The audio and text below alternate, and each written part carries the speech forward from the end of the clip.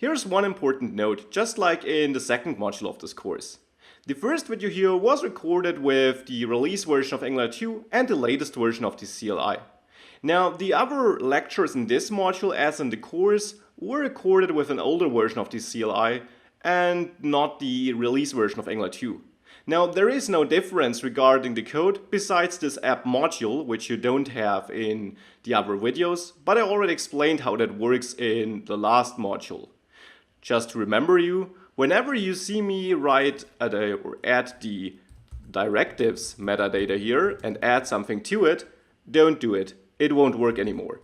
Instead, add it in the app module to the declarations area here. That's the one thing you have to keep in mind. The other thing is, in my CLI or in the videos, you see a different folder structure because I used the old CLI. Now that doesn't really make any difference. We will only work in the source app folder and that part is identical. So we will still create the same components with the same commands, write the same code in these components and directives. Just to give you a heads up so that you're not getting confused. Also, the app component here will be called recipe book app component. That's just because in older versions the CLI named it like this.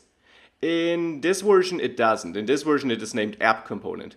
So the app component here will be the recipe book component in the other videos. So just that you know that.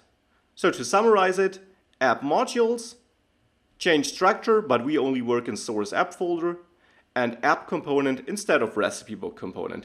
These are the only changes, nothing impacting the things you'll learn or do in the code. So let's move on and create these components.